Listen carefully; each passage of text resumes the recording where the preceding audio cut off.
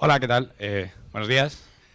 Bienvenidos de nuevo después de las vacaciones al seminario Junior. No sé si hay alguien nuevo por si acaso. Bueno, esto es un seminario que preparamos por y para los doctorandos o recientes doctores, máster, un poco es el espectro.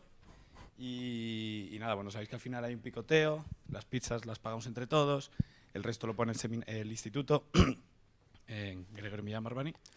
Y nada, bueno, como siempre decimos, si alguien quiere dar una charla que nos avise, vamos a pasar las firmas. Que ya que estoy lo voy a decir. Joder, no firméis por otros, que ya hemos pillado varios y es un poco desagradable. No, en serio. O sea, damos créditos por venir a varias charlas. O sea, si dais una charla, damos un montón de créditos. Si asistís también. Se pueden guardar para el año siguiente, o sea, no sé, yo creo que damos muchas facilidades. ¿Y qué más? Pues nada, ya solo presentar a Luismi, que es un amigo mío, que nos conocemos de hace bastante. Él es el primero que da la charla del seminario de matemáticas. No sé, me has dicho que había más gente. Hay gente de ¿Dónde matemática están? que seguro que se unirá a Ahí, alguna ahí. del seminario. Pues ahí os tenemos ya fichados para que deis más charlas también vosotros.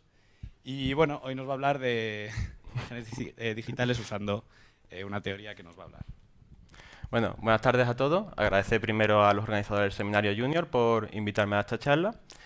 Y os estaréis preguntando, supongo, qué significa estos puntos y rayas que he escrito. Bueno, si alguien sabe código Morse, esto es como se escribe la palabra Morse en código Morse. Y es porque de lo que voy a hablar hoy es de teoría de Morse discreta y cómo se tratan imágenes digitales usando esa teoría.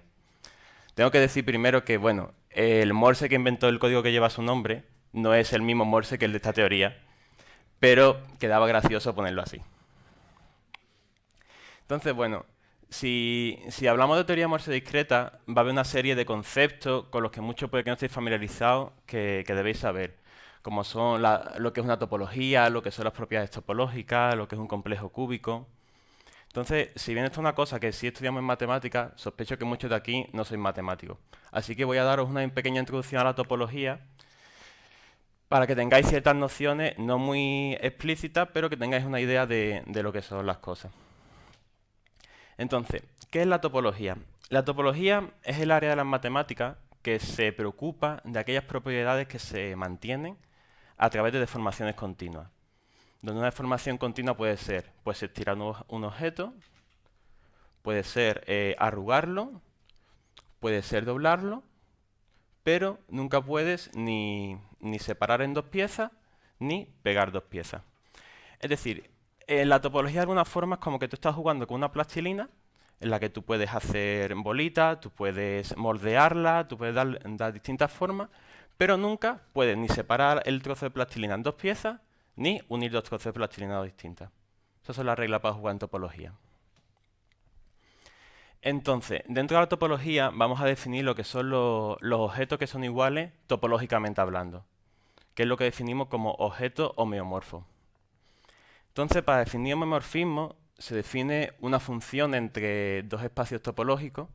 Imaginad el espacio topológico como, bueno, un espacio, por ejemplo, un cilindro, una esfera, un toro, en el que se han definido una serie de reglas sobre las que no voy a hablar mucho para no complicarlo. Entonces, si yo defino una función entre esos dos objetos de tal forma que es biyectiva y bicontinua, es decir, que es continua y su inversa también es continua, eso es un homomorfismo. Si entre dos espacios topológicos existe un homomorfismo, se dicen que esos dos objetos son homeomorfos. Es decir, que desde el punto de vista topológico son iguales. Una idea intuitiva de qué es un homomorfismo es una deformación continua. Lo que os decía, si de alguna forma puedes pasar de un objeto a otro estirándolo, haciendo una bolita, doblándolo, pero siempre sin cortar y sin pegar, esos dos objetos son homomorfamente iguales. Que si dos objetos son homeomorfos, van a tener las mismas propiedades topológicas. Ahora veremos lo que son propiedades topológicas, pero primero vamos a ver un ejemplo de dos objetos homeomorfos. Si nosotros tenemos una taza, como esta, y empezamos a empujar por la base de la taza hasta que vamos rellenándola todo el interior y obtenemos esta especie de taza maciza, y después de esta taza maciza cogemos y estiramos por la parte que no tiene el asa y vamos dándole un poco de forma, acabamos teniendo un toro. Es decir, el toro y la taza son homeomorfos. Por eso siempre se dice el chiste de que los topólogos no pueden diferenciar una taza de café y un donut. ¿Qué son las propiedades topológicas? Las propiedades topológicas son aquellas que se van a mantener por homeomorfismo. Hay muchas, muchísimas. Os voy a hablar de algunas de ellas para que os hagáis una pequeña idea de lo que son. Una de ellas es la conectividad, que seguro que a algunos suena de haberlo estudiado en análisis. La conectividad se define de la siguiente forma. Un espacio topológico que no puede ser representado como la unión de dos abiertos disjuntos no vacíos es conexo. Es decir, esta es la definición formal, puede ser un poco árida, pero esencialmente la conectividad está relacionada con el ser una sola pieza. Es decir, si un objeto topológico es una sola pieza, es conexo. Un ejemplo fácil de verlo es sobre la recta real. La recta real, lo que conocemos como abiertos topológicos, son los intervalos abiertos. Entonces, el intervalo abierto 0, 2 es un solo intervalo, y si intentarais dividirlo en dos subintervalos abiertos, no podríais porque siempre os dejaríais un punto. Por ejemplo, podríais pensar, digo, bueno, pues cojo el intervalo abierto 0A y cojo el intervalo abierto A2, me estaría dejando el punto A. Siempre me dejaría un punto. Sin embargo, si yo considero la unión del intervalo 0,1 con la unión del intervalo 1,2, claramente se ve que son dos piezas, pero bueno, es que claramente son dos abiertos, este intervalo abierto y este intervalo abierto. Por tanto, podemos deducir que un intervalo abierto no es homeomorfo a la unión de dos o más intervalos abiertos. Otra propiedad topológica es la orientabilidad. La orientabilidad tiene una definición muy difícil, pero es muy fácil de comprobar en una superficie. ¿Una superficie va a ser orientable? Sí. Si yo empiezo a pintarla con una brocha de pintura de un color, soy capaz de pintar una parte y dejarme otra sin pintar.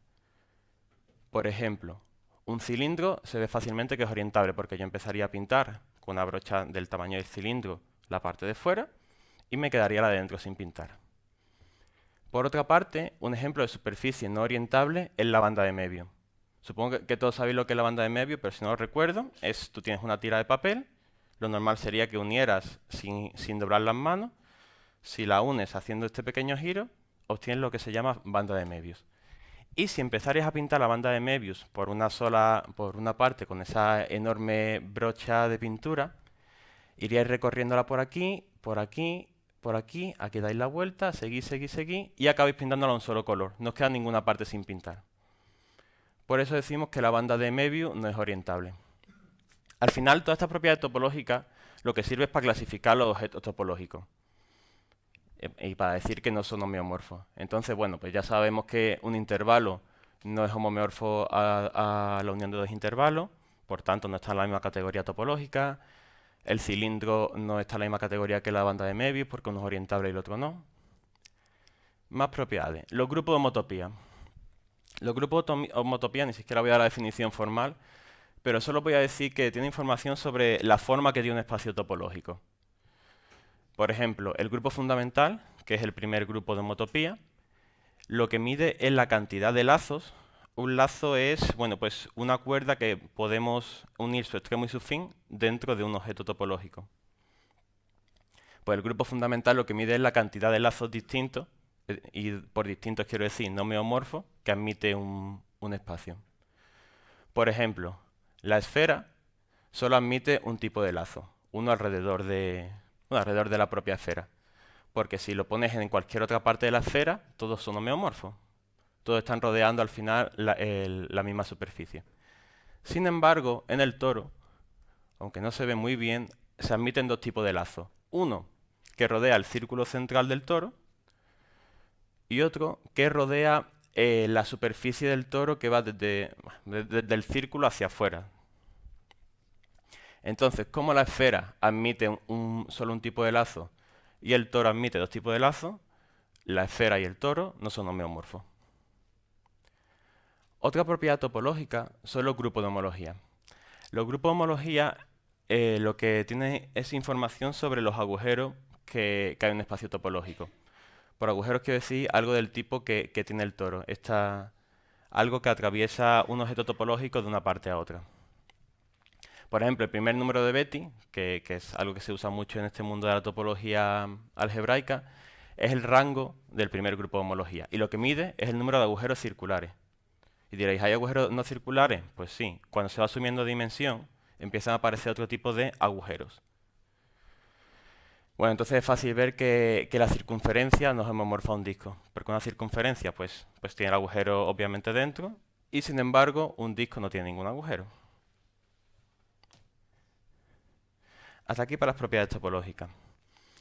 En el mundo de topología algebraica, que es del que vamos a hablar, se pueden modelar de muy distintas formas los espacios topológicos.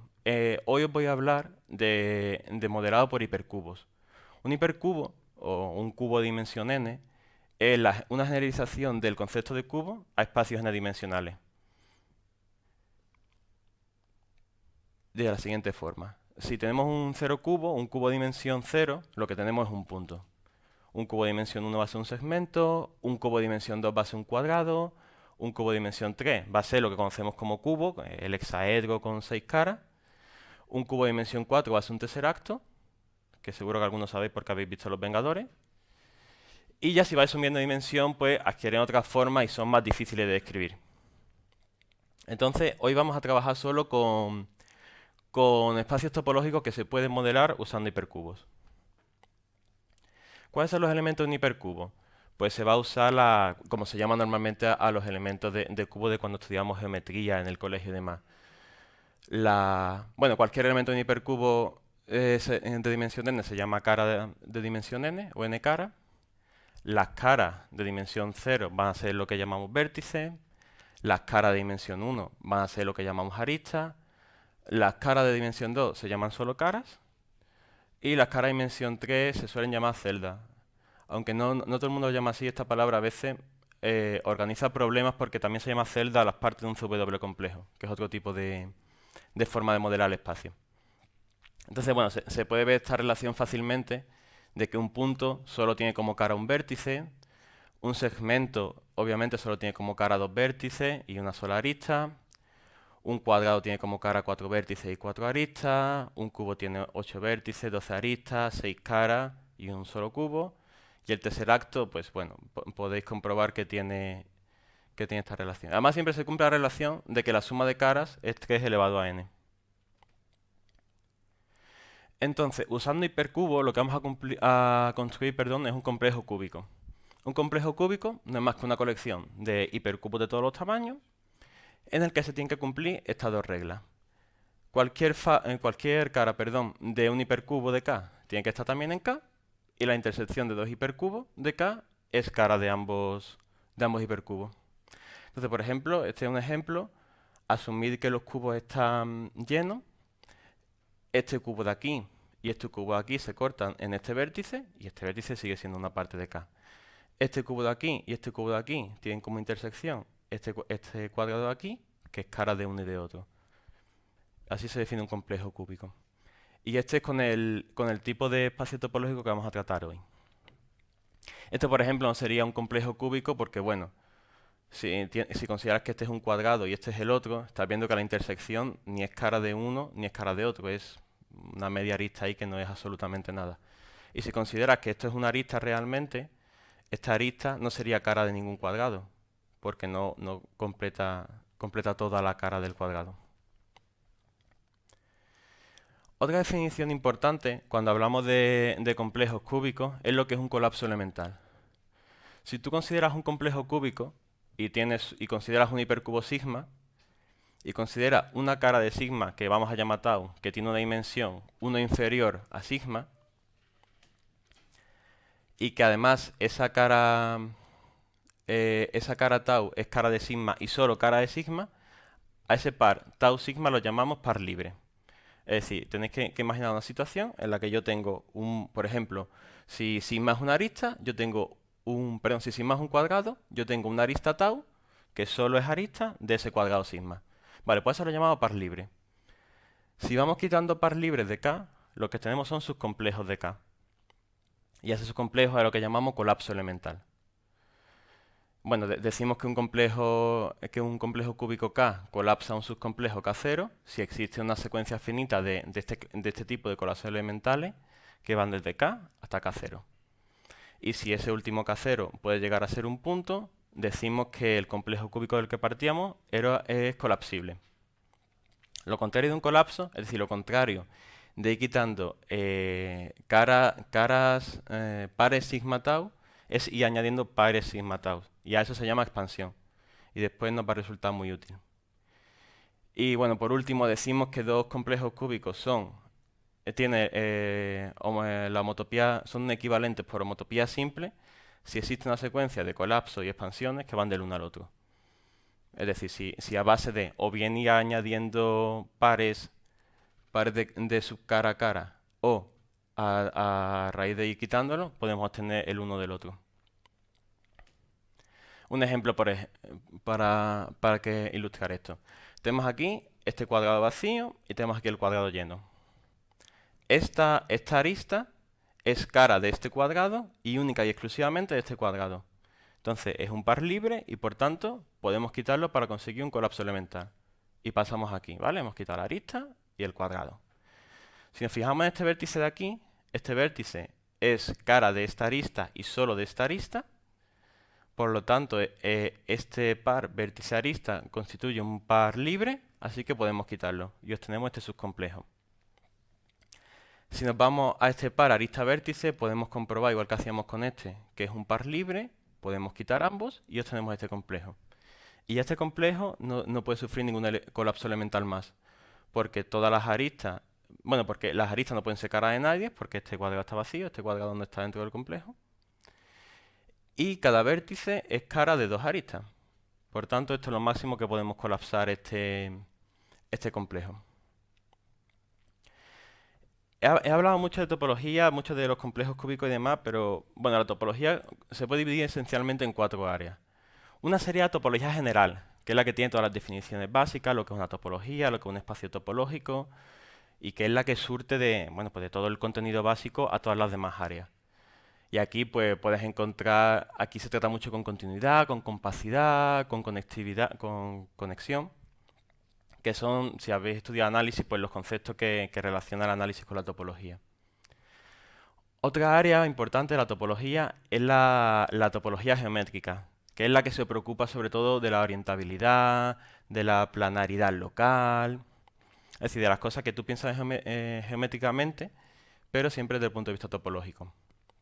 Después está la topología diferencial, que esencialmente habla de funciones diferenciables sobre variedades diferenciables, y que es la que está más en contacto con la física, que es donde aparecen las curvas riemannianas, también la geometría diferencial.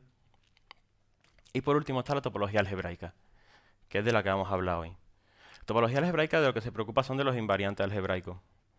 Es decir, de aquellas cosas, aquellas propiedades que definimos algebraicamente y que se mantienen por homomorfismo. Por ejemplo, pues lo que os he contado antes, los grupos de homotopía, los grupos de homología, la cohomología. Entonces, la teoría de Morse discreta, que es de la que os voy a hablar hoy, está dentro de esta área, de la topología algebraica. Y ya yo creo que tengo la base suficiente para que hablemos de teoría de Morse discreta. Teoría de Morse discreta tiene dos autores principales. Uno es Marston Morse, que como decía no es el del código Morse, que escribió la teoría de Morse a lo largo de muchos años de su carrera, pero empezó en el 34. Prácticamente le llevó toda su vida, fue sacando artículos poco a poco para completar la teoría. Y él la definía sobre variedades diferenciables. Sin embargo, en el 98 Forman adapta esa misma teoría para complejos simpliciales.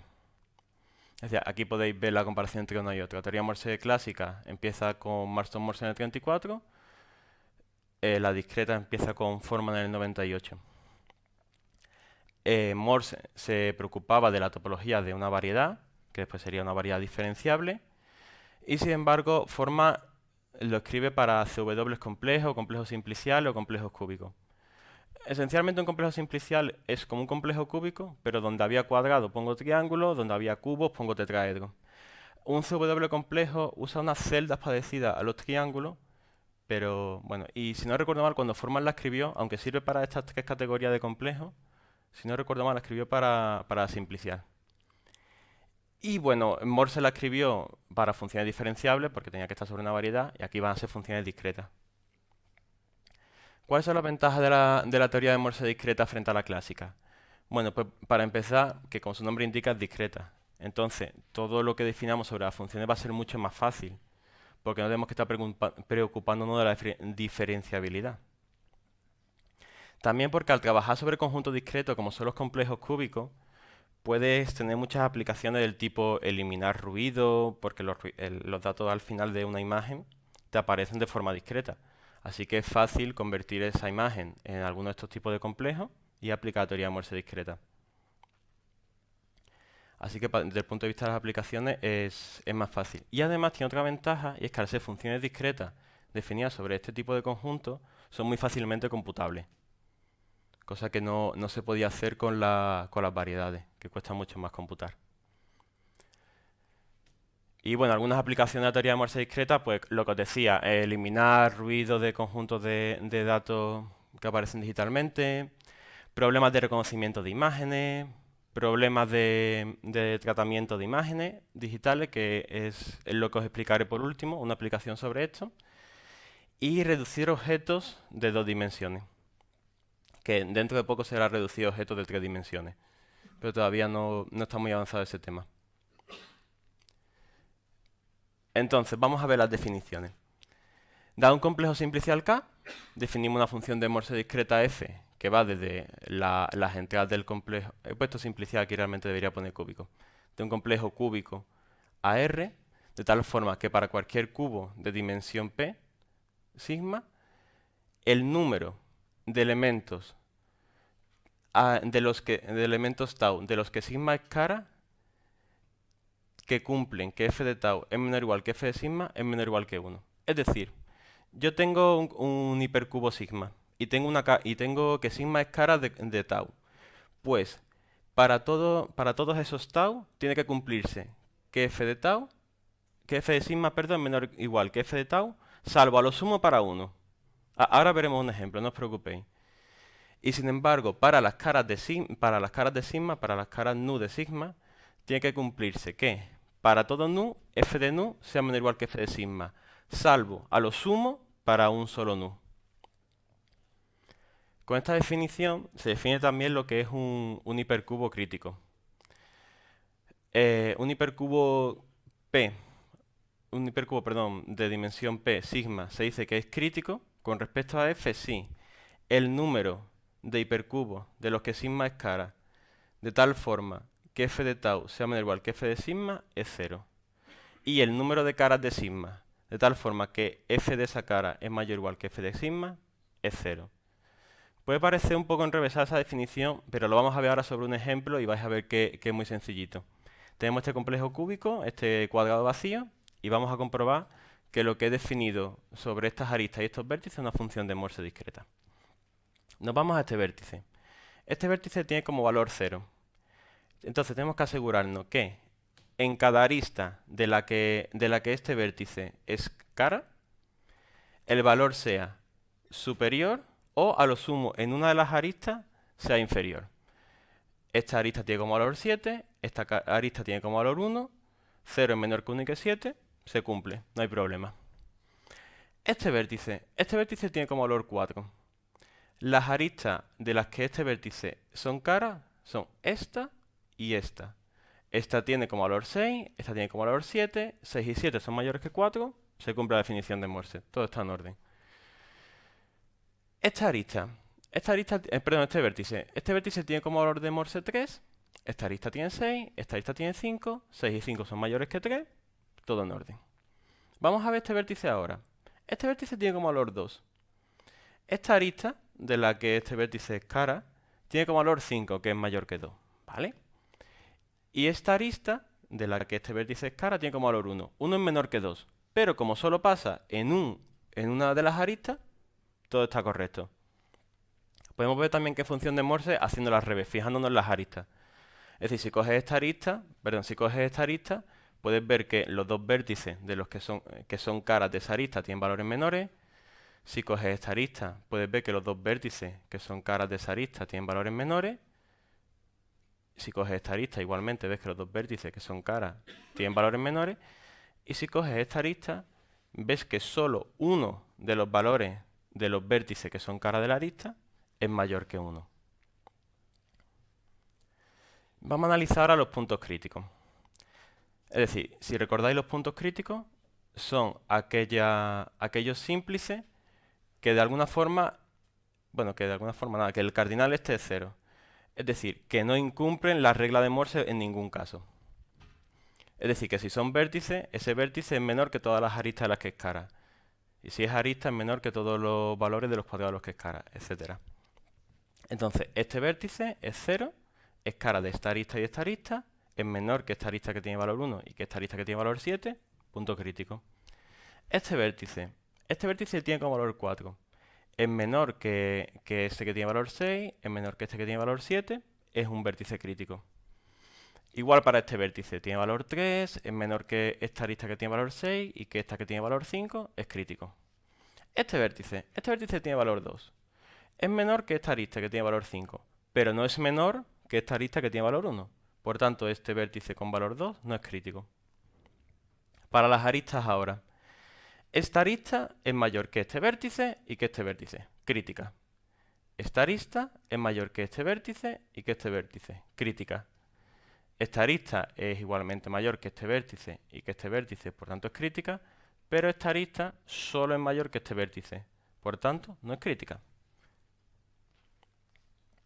Vamos a un ejemplo ahora de algo que no sea función de Morse. Por ejemplo, este caso.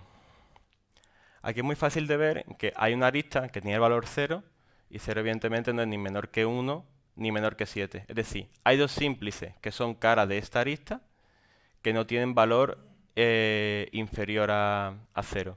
Por tanto, esto no es una función de Morse. Estoy incumpliendo la norma. Hay otra forma de definir función de Morse que es con un campo de vectores gradientes. Un campo de vectores discreto no es más que una colección de pares de hipercubos que unos son caras de otro. De tal forma que cada hipercubo solo está en uno de esos pares. Se puede representar una función, bueno, más bien una función de Morse discreta define siempre un campo de vectores discretos.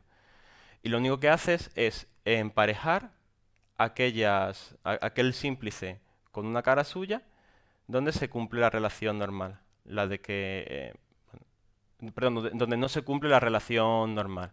Es decir, si yo tengo un punto y un vértice, si yo tengo un vértice y una arista, cada arista, si esa arista tiene un valor mayor que el vértice, no lo emparejo. Si esa arista tiene valor menor que el vértice, los emparejo y formo el campo de vectores.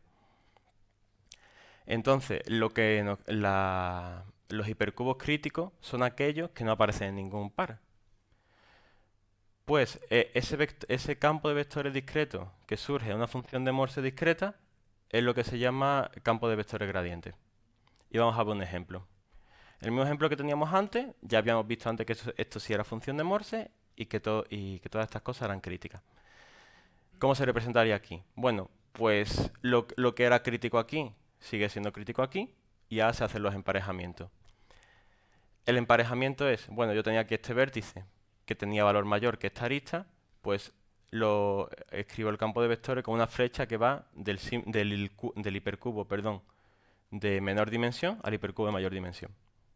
Y nos quedaría entonces esta flecha. Vamos a ver otro caso, otro ejemplo. Este ejemplo, por cierto, para los que sepáis lo que es un espacio de identificación, es un toro. Porque si tú pegas esta arista de aquí con esta arista de aquí y esta arista de aquí con esta arista de aquí, al final obtenéis un toro. Y el toro se puede modelar como un complejo cúbico de esta forma, dibujando estos cuadrados aquí. Entonces, si defines una función de Morse discreta sobre el toro, puedes representarla como un campo de vectores gradientes así. Y podemos hacer algunas comprobaciones. Por ejemplo, todos los cuadrados están llenos, aunque no se ve muy claro en el dibujo. Todos los cuadrados están llenos y por eso tiene un valor en el centro. Entonces, este cuadrado tiene como valor 100, es el valor más alto de todo, y el valor más alto y si el símplice de mayor dimensión tiene el valor más alto, va a ser siempre crítico. Porque evidentemente todas las aristas que sean caras de este cuadrado van a tener un valor menor, por tanto es crítico. Este punto de aquí, que no sé si se ve muy bien, es un 0, como el 0 se corresponde con un vértice y el vértice es el elemento de menor dimensión, el 0 es crítico. Y así podéis seguir viendo cómo se construye el vector gradiente, el campo de vectores gradientes. Por ejemplo, esta arista tiene como valor 90, este cuadrado tiene como valor 80. Como la arista tiene mayor valor que el cuadrado, dibujo una flecha que representa, que va a formar parte del campo de vectores gradientes, que va de la arista al cuadrado. Lo mismo en este caso, esta arista tiene valor mayor que el cuadrado, igualmente una flecha que sale hacia el cuadrado. Igual, esta arista tiene valor mayor que el cuadrado, pues nada, flecha que va de la arista al cuadrado. También lo podéis ver con los vértices. Este vértice tiene un valor mayor que la arista que esta arista de la que es cara, flecha hacia aquí. Este vértice tiene valor mayor que esta arista de la que es cara, tengo una flecha hacia aquí. Y como esta arista es mayor que este vértice y que este vértice, esta arista es crítica. Y así es como podéis construir un campo de vectores gradientes a partir de una función de Morse discreta. Entonces, dentro de este campo de la teoría de Morse discreta, ¿cuáles son algunas áreas de investigación? Bueno, está la de estudiar funciones de Morse discreta que sean o bien excelentes o bien perfectas. Funciones de Morse discreta excelentes o perfectas son aquellas que cumplan serie de propiedades relacionadas con los grupos de homología. Y que son muy interesantes porque a la hora de modelar ciertos problemas viene bien que ya vengan con esa propiedad porque ahorran muchos cálculos computacionales. Y bueno, en ese grupo de investigadores que han trabajado mucho en esto, pues está Ayala, Fran Esternedo, Vilches. Otra línea de investigación es la de establecer nociones de equivalencia para funciones de Morse discreta. Esencialmente lo que hace es que si tú empiezas a dividir el complejo cúbico en el que tienes definida una función de Morse discreta según sus valores, es decir, me quedo con el subcomplejo de los valores menores que 100, de los valores menores que 90, de los valores menores que 80. Esos subcomplejos cúbicos que te van quedando pueden tener una serie de propiedades topológicas, pueden tener unos ciertos grupos de homología, unos ciertos grupos de homotopía. Y a través de esos grupos de homología y de homotopía se clasifican y se establecen relaciones de equivalencia entre unas funciones de Morse y otras. Entonces, aquí el principal investigador en este área ha sido Scoville, y yo cuando hacía la carrera en matemáticas también hice algunas contribuciones a este apartado. Concretamente a relacionar esas relaciones de equivalencia que se definen a través de funciones de Morse discretas, qué relaciones de equivalencia tenían entre ellas a su vez. Es decir, cuál era más fuerte, si una relación de equivalencia implicaba a otra, si no la implicaba, etcétera. Otra línea de investigación que está ahora muy en boga es el estudio de la categoría Lustenich-Schrindermann, pero aplicada al campo de las funciones de Morse discreta. Algo que está empezando ahora y que bueno, está investigando gente como Ayala, Fran Esternero, Macías, Scoville, Vilches, etcétera. Después, otro campo que quizás es el más importante de los que hay ahora es el de la homología persistente. La homología persistente fue iniciada por Ernst Brunner, que él es un investigador que había empezado trabajando en el campo de la teoría de Morse clásica y empezó a trabajar en algo parecido a lo que sería después la homología persistente. Y después de todos esos resultados, él mismo lo adaptó a este campo, allá a las funciones de Morse discreta. Y esencialmente consiste en, a través de grupos de homología, intentar eliminar los datos que sobran. Es decir, esto se usa mucho, por ejemplo, a la hora de reducir ruido de un conjunto de datos, de quitar el ruido de una imagen. Se usa mucho estos métodos de homología persistente. Y bueno, más investigadores que hay en esta área, pues Belchif, Ferri, Frostini, Murillo y Robbins, de la que hablaré luego.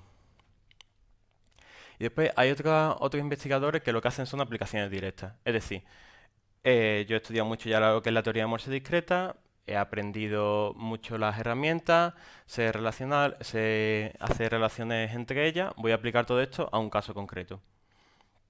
Entonces está el caso de Hertz, que lo hacía para eliminar ruido de imágenes. Decía, ya tiene una serie de papers que son, cojo esta imagen, le aplico este proceso, desarrollo un algoritmo que sea rápido para eliminar ruido y obtengo estos resultados. Kim Knudson y Brammer, que hacen algo parecido, pero con el tratamiento, con otro tipo de imágenes más complejas. Pedro Real, que lo hace para imágenes que vienen de tags. Los tags bueno, que se hacen a personas que están enfermas de cáncer pueden ayudar a detectar un tumor porque al computar la información puedes encontrar si hay una obstrucción, o sea, algo que a lo mejor no ves directamente mirándolo. Si lo computas, podrías encontrar una obstrucción porque, bueno, esa obstrucción tendría una serie de propiedades topológicas. Por ejemplo, admitiría un lazo dentro, o si es otro tipo de cáncer, podría tener un agujero dentro del órgano en cuestión. Entonces, Pedro Real tiene un acuerdo con el Hospital Virgen de Rocío de Sevilla para trabajar en ese área, para aplicar la teoría de Morse discreta directamente al tratamiento de imágenes que provienen de tags. Y está también Robbins. Robbins ha hecho mucho trabajo en el campo de la homología persistente y ha empezado ya directamente a imágenes y aplicarle todo lo que sabe sobre teoría de Morse discreta sobre homología persistente. Y entonces lo que yo voy a contar ahora es una aplicación que ha hecho ella con su equipo sobre imágenes 2D e imágenes 3D. Y bueno, hay muchas más líneas de investigación que me he saltado, vamos. Así que vamos a ver ahora cómo construir una función de Morse discreta, empezando por imágenes digitales que estén en escala de grises. Entonces, bueno, lo que voy a contar ahora es de un paper del equipo de Robbins, Robbins con Wood y con Shepard, que es Theory and Algorithms for Constructing Discrete Morse Complexity from Grayscale Digital Images. Si lo necesitáis o algo y queréis consultarlo, es bastante fácil de leer. No requiere saber mucho sobre topología para entenderlo y es interesante lo que hacen. Entonces, lo primero que tengo que hacer es definir lo que es una imagen digital en escala de grises. Supongo que todo el mundo tiene el concepto de que es una imagen que al final solo tiene blanco y negro, pero y todos los valores intermedios. Pero la definición formal es que la consideras una función que va de un complejo tridimensional sobre R y que, bueno, y a cada punto de ese complejo le asignas un valor real. Este D está contenido en Z3, es decir, es tridimensional, pero bueno, también podría ser dos-dimensional. Entonces, aquí hay una serie de notación que vamos a ver ahora. Entonces, un punto X se llama un voxel, o píxel en dos dimensiones, y esencialmente son, pues bueno, cualquier punto de D se va a llamar voxel. Entonces, cuando vayamos a construir el complejo cúbico, no simplicial, me deja aquí puesto simplicial, el complejo cúbico, vamos a tener esta especie de diccionario. Los voxeles van a ser los puntos. Hasta ahí todo normal. Un conjunto que contenga dos voxeles, en el que las coordenadas estén separadas por una distancia 1 en un solo eje, son segmentos. Es decir, si yo tengo pensado en un espacio tridimensional y pensado en coordenadas cartesianas, los segmentos van a ser aquellos, son las líneas que van a unir voxeles que estén a la distancia 1. Si tienes un conjunto que contiene 4 voxeles en los que están unidos por segmentos 2 a 2, es lo que conocemos como un cuadrado. Es decir, solo consideramos cuadrados cuyos segmentos tengan longitud 1. Y si la imagen fuera 3D, pues solo consideramos cubos cuyos cuadrados, digo bien, tenga área 1. Simplemente eso. Es decir, en definitiva, solo consideramos segmentos de unidad 1 y todo lo que construyamos con esos segmentos tiene que ir proporcional a la longitud del segmento. Entonces, esta es una pequeña cosa y es que esa G la vamos a considerar que toma valores distintos para que podamos ordenar los valores que toma G sobre D de esta forma, con desigualdades estrictas. Si G no viniera dada así por defecto, se puede hacer esta situación con un pequeño esquema cuyo efecto, una vez que se ha aplicado todo el algoritmo y todo, se puede borrar usando homología persistente, que es una de las cosas buenas de la homología persistente. Entonces, vamos a definir lo que es la lower star de un complejo cúbico. En un complejo cúbico vamos a definir, como K sub t, como todos los hipercubos que pertenecen al complejo, de tal forma que g de tau es menor o igual que t para cualquier tau que sea cara de esos sigmas. Es decir, yo voy a coger el complejo cúbico y si G asigna valores de 0 a 100, pues K sub 100 va a ser todos los hipercubos que tengan valor menor que 100. K sub 99, todos los que tengan valor menor que 99, y así. Como hemos hecho que G sea inyectiva, la diferencia entre un subcomplejo y el siguiente, en esa ordenación, va a ser un solo voxel. Uno solo de esos puntos que venía en la imagen. Entonces, vamos a considerar el entorno de ese voxel X sub i que distingue a K sub t sub i menos 1 de K sub t sub i como la lower star, cuya definición formal es esta.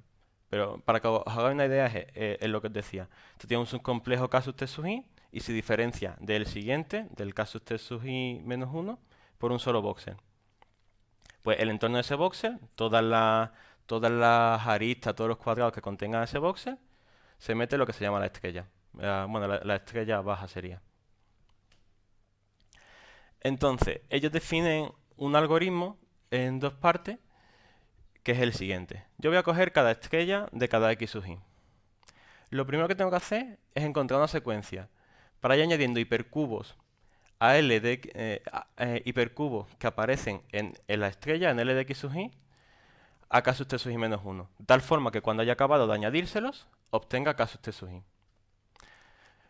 ¿Cómo voy a ir haciendo eso? Bueno, pues empiezo. Si tengo que la estrella de X sub i es vacía, pues nada, digo que X sub i es un punto crítico y punto. Si no, emparejo X sub i con la arista que esté sobre X sub i que tenga el valor más bajo. Y así, poco a poco, voy haciendo pares de hipercubos que me van ayudando a hacer una expansión desde el K sub t sub i menos 1 hacia K sub t sub i. Si me quedo algún hipercubo que no he emparejado con nadie, pues lo voy a poner en el conjunto de los críticos. ¿Qué pasa con estos pares que he ido formando aquí? Estos pares de hipercubos que me están ayudando a pasar de un subcomplejo a otro. Pues que eso están definiendo un campo de vectores gradientes de L de X sub i. Si ahora considero todos los pares de hipercubos que he definido en todo el complejo, perdón, que he definido para L de X sub i, si lo considero en todo el complejo, lo que he formado es un campo de vectores gradientes sobre K que se puede probar, que se corresponde con una función de Morse discreta. Entonces, yo he empezado con una imagen que estaba en una imagen digital que estaba en escala de grises. La he transformado en un complejo cúbico. Sobre ese complejo cúbico defino una función de Morse discreta. De lo que yo he empezado a lo que yo he terminado teniendo, las propiedades topológicas son los mismos. Ahí no ha cambiado nada. ¿Pero qué tengo ahora? Ahora tengo una imagen mucho más simple. No tengo una imagen, tengo una construcción mucho más simple. Es decir, va a ser mucho más fácil de computar, la información es más fácil de entender. Así que cuando yo quiera ver sus propiedades topológicas, los grupos de homología, los grupos de homotopía, lo puedo computar rápidamente. Y diréis, bueno, ¿y por qué voy a estar tan preocupado yo de computar este tipo de propiedades topológicas? Pues porque al final esas propiedades topológicas, como os decía al principio, tienen una relación real. Es decir, si yo computo los grupos de homología, yo de alguna forma estoy viendo los agujeros. Entonces, en cosas como reducción de datos, pues puedo ver cómo a base de quitar agujeros estoy obteniendo una imagen más definida. O el ejemplo que os decía de analizar una imagen que viene de un tag. Si soy capaz de analizar el número de agujeros, soy capaz de deducir una cosa que no veía directamente, que es dónde está, en qué parte puede haber un tumor. Y todo eso, todas estas cosas, estas propiedades topológicas que puedo computar ahora, las puedo computar muy rápidamente gracias a eso, a que tengo un complejo cúbico sobre el que he definido la función de Morse discreta. Y eso es todo, chicos. Muchas gracias por la atención.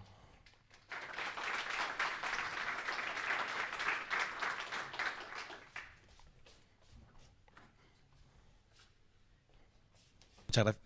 ¿Se oye? Ahora. Pues muchas gracias, Luismi, por la charla. No sé si alguien tiene alguna pregunta, comentario o algo. ¿No? Bueno, pues entonces agradecemos de nuevo a Luismi. Muchas gracias, de verdad.